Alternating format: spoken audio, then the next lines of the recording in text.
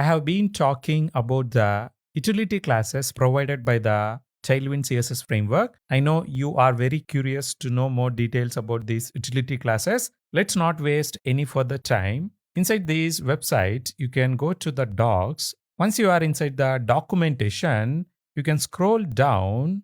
On the left hand side, you will see some menu options. You need to keep on scrolling on them. There are some core concept details which we are going to discuss in the coming lectures. For now, let's focus on understanding what are these utility classes. Let's imagine I am looking to understand what are the utility classes available around the spacing. Inside CSS, we have padding and margin. Using these concepts, we generally apply spacing around the element and inside the element. Let me click on this padding. If you take padding as an concept inside CSS, around this padding, Tailwind has so many utility classes, and all these classes, they are going to start with the same prefix, which is P. So P indicates padding. As long as you remember these simple rules, you should be able to cope up with Tailwind CSS very easily. Using this syntax like P hyphen value within the square brackets, I should be able to provide any padding value.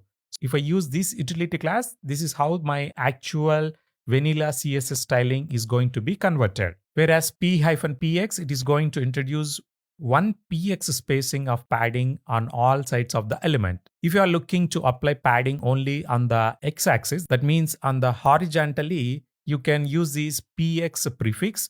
Px always apply the padding horizontally, whereas py is going to apply the padding vertically like top and bottom. In case if you are looking for options to apply padding only on the top of the element or on the bottom of the element, you also have utility classes for them. For example, if you use this pt prefix, it is always going to apply the padding space on the top of the element, and this is how it is going to be converted. Similarly, pr indicates padding right, and pb indicates padding bottom, and pl prefix indicates padding left. In the similar lines, we also have margin related utility classes. All these utility classes, they are going to start with the prefix m. Whatever we have discussed around padding, the same rules apply here as well. You just have to replace p with m. Here, mx indicates that you're trying to apply the margin horizontally. If you click on this show more, you also have my, which is going to apply the margin vertically. We also have MT, which means margin top. Similarly, we have MR, which means margin right, MB, which means margin bottom, and ML, which is the representation for margin left. This is around spacing. If you scroll down on the menu, there are classes around the sizing as well. Let's imagine you are looking to apply some width for an element. You just have to click on this width, and it is going to show you all the utility classes around the width. So all the width related utility classes, they're going to start with W. Similarly, if you are looking for height, they're going to start with H. If you can scroll down, there is typography related utility classes. For example, if you are looking for an option around the sizing of the font, you just have to click on this font-size, and it is going to give you all the utility classes. All the text related utility classes, they are going to start with the prefix text. So if anyone is using text-sm, it is going to display the text with this unit lengths. Basically, sm means small, xs means extra small, and lg means large, xl means extra large, and 2xl, 3xl. Based upon your size requirements, you can use one of these classes. If you keep scroll down, there are many options. For example, around color also we have an option. Text-white means you're going to have a white color text, and black means you're going to have a black color text. So there are good amount of utility classes. We are going to see the demo of few of the important classes in the upcoming lectures. Let me scroll down, and this time you have utility classes around the background.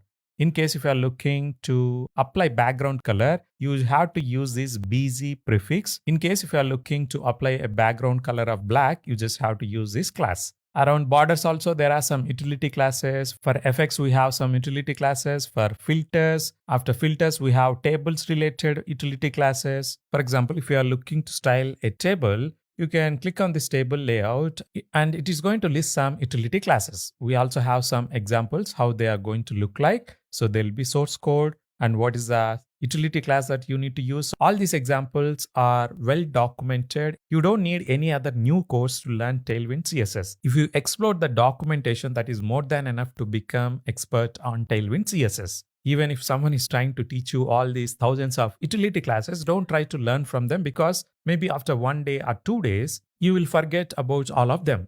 Always have this documentation as your reference, and with that, you should be able to style your UI applications with the help of Tailwind CSS very easily. So there are good amount of utility classes, so I recommend you exploring all of them. Throughout this section, I'm going to explore important utility classes, and I'm also going to show you the demo of them. These demos, they'll make you comfortable with the Tailwind CSS. In case if you are looking to style your UI applications using the Bootstrap style approach, for such developers, Tailwind also provides some ready-made components. If you click on these components, it is going to take you to some other website, which is tailwindui.com. Inside these websites, you should be able to identify all the components that you can use. For example, if you are looking around the pricing sections, you can click on this, and in total, it has around 14 components. So this entire component is built with the Tailwind CSS only. If you can click on this code, you'll be able to see these are all the Tailwind provided utility classes. You can use this entire code as it is, or based upon your requirements, you can make modifications. For example, if you want to change the font, then you can go to the specific HTML element and you can try to change the font family. It is going to be very easy because inside Tailwind, every styling is provided independently. It's not like Bootstrap where you're going to have a single class which is going to have all the styling. But here, the component is going to be developed by using various utility classes provided by the Tailwind CSS.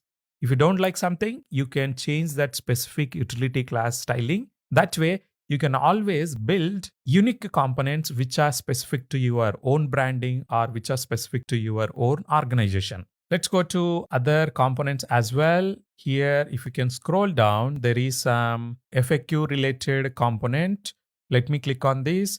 If you are looking to build some FAQ related styling, you can use these components which are readily available. Apart from components, we also have UI kit. This UI kit, it is going to provide you all the stylings that you may require to build a website or web application. But most of the elements inside this UI kit, they're not free. You need to buy these stylings. For example, here you have a pricing details where if you pay this amount, you're going to have lifetime access for all the UI kits available inside this website. You can go to the templates as well. Here also you will have some free templates or some commercial templates as well. You don't need to buy anything. As long as you understand how Tailwind CSS framework works, you can always develop these components or templates or UI kits on your own for your UI web application. I hope you're clear.